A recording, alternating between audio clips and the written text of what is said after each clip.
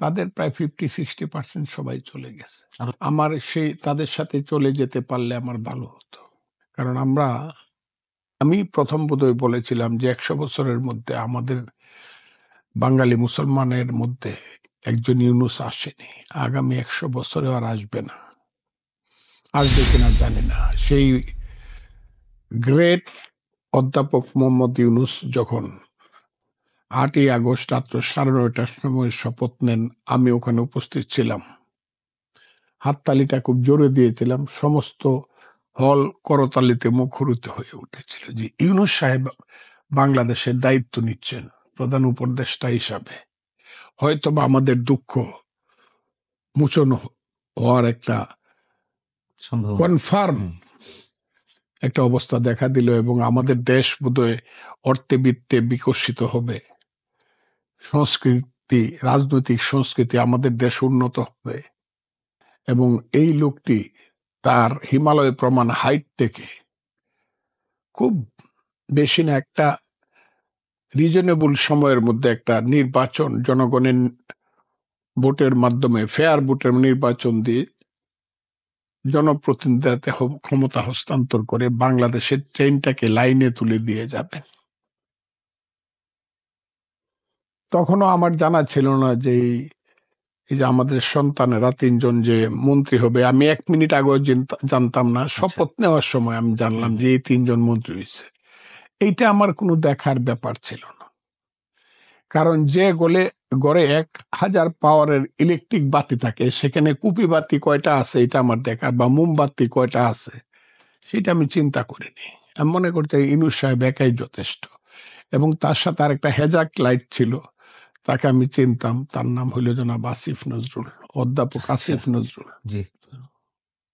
আজকে আমার খুব কষ্ট হচ্ছে। এই কারণে কষ্ট হচ্ছে, ইউনুস সাহেবও যেন ছোট হয়ে গেলেন।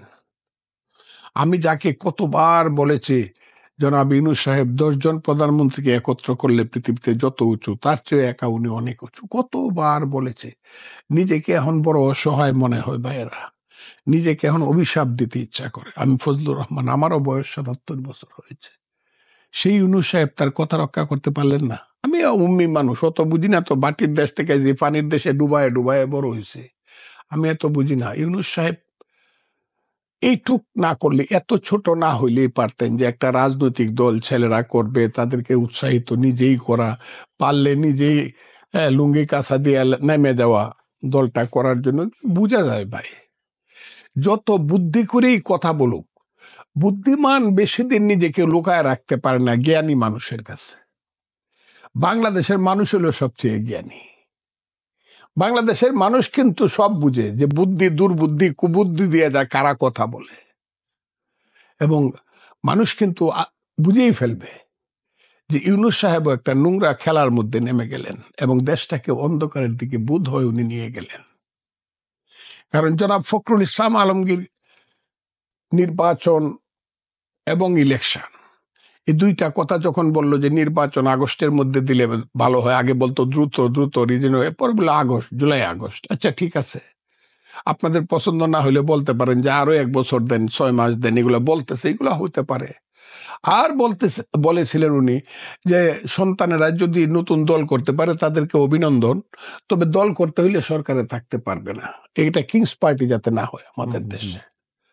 এই কথার পরে ফখরুল ইসলাম আলমগীর সাহেবের মতো একজন ভদ্রলোককে, রাজনীতিতে সবচেয়ে ভদ্রলোক যে কয়েকজন মানুষের নাম উঠে আসে গত 15 বছরে, এর মধ্যে ফখরুল ইসলাম আলমগীর অন্যতম।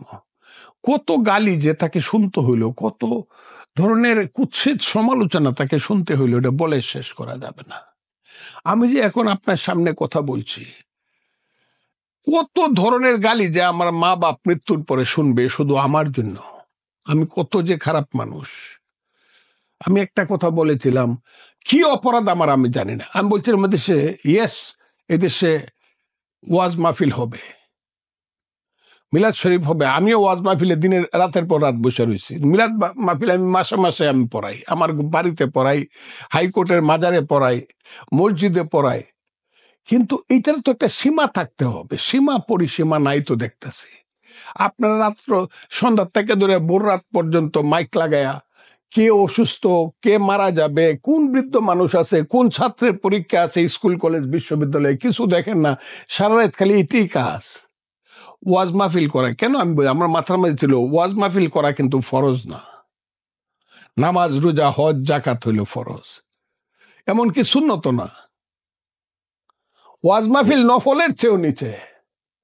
কাজে এই কথাটা আমি না বলাতে আমার উপরে যত ধরনের, আমি মুরতাদ, আবারও বলছি আমি মুক্তিযোদ্ধা, আমি রণাঙ্গনের মুক্তিযোদ্ধা এবং যুদ্ধ আমি আমি আজকে দেশ যা হচ্ছে, এই ছেলেরা যা করতেছে, যা করতে যাবে, আমি জানি না কি হবে। আমি তাদের ভবিষ্যৎ ভালো কামনা করি, কারণ পিতা সবসময় সন্তানের ভাগ্যকে ভালো কামনায়, সন্তানের ভবিষ্যৎ কামনা করে।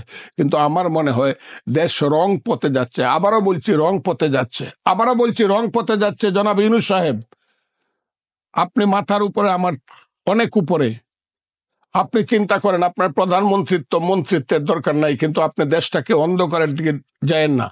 আর একটা মায়ের বুক যাতে খালি না হয়, যাতে বাংলায় আর কোনো ধরনের 5ই আগস্ট না হয়, যাতে রক্তের সাগর সৃষ্টি না হয়, আপনার কাছে আমি অনুরোধ করছি জনাব ইউনূস সাহেব, দল যদি করতে হয়, আপনি যে কথা বলছেন, আপনার সরকার আর এখন নিউট্রাল না।